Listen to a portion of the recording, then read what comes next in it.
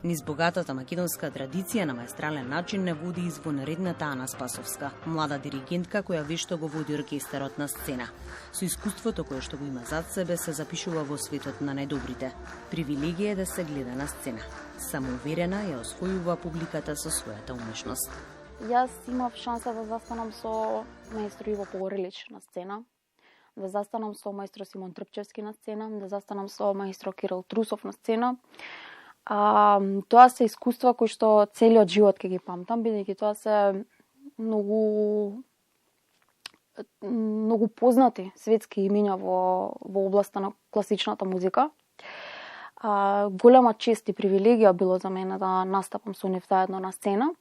Меѓутоа, јас би сакала тука да кажам дека еден диригент не треба да го направи, не треба името на диригентот да го направи веќе постоечкиот оркестар. Јас сакам, јас да растам, меѓутоа и оркестарот со кој што диригирам да расте заедно со мене, да направам од ништо да направам нешто. Тоа е најголемиот успех и достигнување за еден диригент. И со оркестарот Ајга јас настапував уште од нивните почетоци. И знам, бидејќи учествував и во изборот на музичарите, и знам колку беше тешко да се стигне до ова ниво и за една и пол година да се направат вакви врвни концерти со врвни музички имиња на едно европско ниво. Многу сум горда и среќна што публиката мене ме дозна како диригент на Ајга. Меѓутоа, јас сум среќна дека публиката веќе ја знае Ајга и го препознава квалитетот на оркестарот и сметам дека овој оркестар треба да добие малку повеќе внимание од сите институции поголеми, да речам, во државата, бидејќи апсолутно го заслужува тоа. Македонската публика ја запозна преку оркестарот Ајга, но својата големина ја докажа со квинтетот Македонисимо, начело со маестро Симон Трпчевски. Исклучително е важно диригентот да има добра соработка со оркестарот, бидејќи ако нема добра соработка со оркестарот, веќе тоа ќе се гледа на концерт. Тажни фаци, уморни луѓе, тоа се моменти кои што се случуваат. Не може сите оркестри да го сакаат еден диригент. Не постои, дури и најдобрите диригенти некогаш имале некакво лошо искуство со оркестар кој што не бил заинтересиран за нив. Меѓутоа, што е важно? Важно е да има една хемија измеѓу оркестарот и диригентот. Диригентот треба точно да знае како да им се обраќа, треба да знае каде се наоѓа, бидејќи во одредени земји, јас сега во моментот шетам и учам што и како каде се прави. Како асистент тоа ми е одлична можност да видам во која држава на кој начин се пристапува на луѓето, бидејќи не сите сме ист менталитет на крајот на крајвите. И многу е важно психологијата да е на многу висок да е на многу високо ниво кај еден диригент и да знае како во кој момент како да се обрати на членовите од оркестарот. Кога ќе добиам покана за некој концерт, и кога ќе ги видам имињата, мене ме фаќа шок. Значи, јас кога добив првично во јануари, кога ме повикаа да бидам заменик диригент на Кристијан Мачеларо, мислам дека пот ме влеа. Значи, не знам што ќе направам, како да одам во Париз. Недостижно е за мене, тоа ми било сон. Исто ова, Погорелич, вау, сон. Симон Трпчевски, исто. Значи, тоа се работи кои што во еден момент срцево ми лупа 200 на сат. Меѓутоа, веќе при првата проба мора да се чувствуваме сите подеднакво, бидејќи оркестарот мора да има одредено чувство на заедништво помеѓу диригентот и солистот, односно да има одлична комуникација. Диригентот со солистот, односно тие да се едно, како да функционираат како едно, за таа енергија да се пренесе понатаму на оркестарот. Ана дебитираше како диригент со Софиската филхармонија заедно со Македонисимо и уште еднаш не направија горди затоа што сме македонци. Искуството оттаму е непроценливо за неа. Софиската филхармонија важи за една од најдобрите филхармонии на Балканот, со голема традиција, со одлични диригенти, шеф диригенти и гости диригенти, како и одлични солисти кои што настапуваат со неа. Немам трема, возбуда имам секако. И возбудава е се додека не дојдам на првата проба. Првата проба, кога ќе помине добро, веќе само имам едно чувство на нетрпеливост кога ќе дојде концертот, како ќе биде публиката, какви ќе бидат реакциите, дали ќе биде полна салата, бидејќи тоа е многу е важно каков ќе биде нашиот настап. И тој зависи исто од реакциите на публиката. Ако видиме ние среќна публика, мотивирани сме да дадеме се од себе.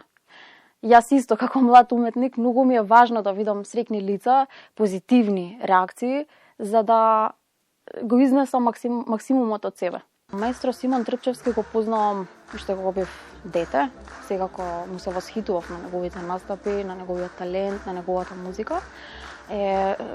Потоа го запознав, лично го запознав на некаде 16-17 години имав, сосема случајно по улица.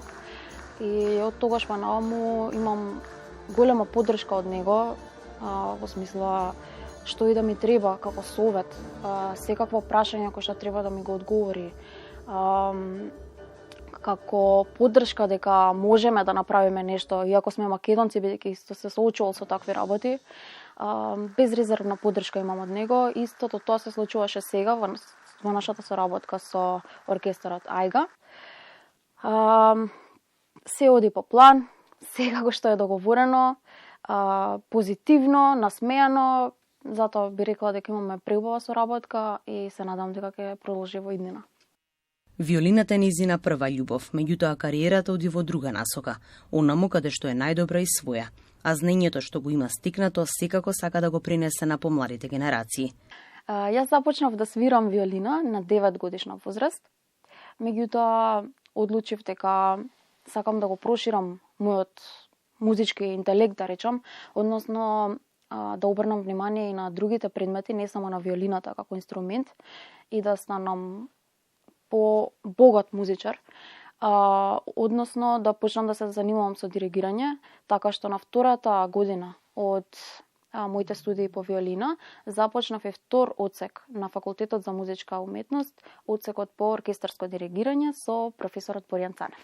Самиот тој ме усмери на еден пат каде што ми рече секое искуство кој што ќе го земаш, само ќе ти донесе добро. И во првата година на моите студии по диригирање јас напишав мејл до маестро Урош Лајовиц, кој што е професор на големи светски диригенти, на диригентот на Берлинска филхармонија, на шеф-диригентот на радиото во Виена и еден куп други светски диригенти, кои што се негови студенти.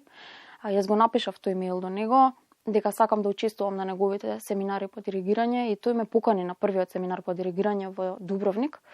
И беше воодушевен од тоа дека јас бев тогаш премлада, бев 18 години. И од тогаш, после тој семинар во Дубровник, јас станав стипендист на фондацијата Ловро Матачич заради професорот Урош Лајовиц. Од тогаш нашата соработка продолжи, дали преку мејл, дали ќе отидам јас во Љубљана, бидејќи тој веќе пензиониран, во Љубљана живее, дали ќе отидам таму за час, бидејќи често пред настап често сакам да се видам со професорот за да ме коригира, да ми каже дека е добро, да ми каже дека е лошо. Тоа се работи кои што многу помагаат за самодовербата, за сцената, за секакво прашање што имам, за се ми се наоѓал. Потоа го запознав маестро Тимоти Редмонд, британски диригент, кој што настапува со светски оркестри како Лондон Симфони оркестра, со Ројал Ливерпул филхармоник и различни оркестри во Британија и надвор од неа, значи многу јаки европски оркестри. Станав негов асистент и летото кога го запознав него се пријавив на надпревар во Унгарија и на надпреварот во Унгарија го освоив првото место меѓу 29 диригенти од светот. Тогаш соработував со маестро Рудигер Бон од Дизелдорф, тој е професор на факултетот во Дизелдорф, и познатиот маестро Томас Зандерлинг, германски диригент кој што е исто така познат во светски рамки. Од нив го добив првото место и покана како гостен диригент во Сегет, Унгарија. И сега најголемите работи кои што ми се случија, тоа беше последна година.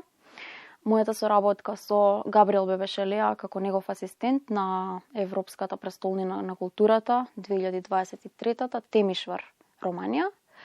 Тогаш соработував со 3 професионални оркестри и 6 професионални хора од Германија и Романија. За таму да го сретнам маестро Кристијан Мачеларо, шеф диригентот на Париска филхармонија и Келнската филхармонија, и да станам негов заменик диригент во Париз. Најголемиот успех е аплаузот од публиката, енергијата од оркестарот и секако крајниот резултат. Полна сала со публика која сака и почитува уметноста. Млада, но виртуозна на сцена. Тоа е Ана.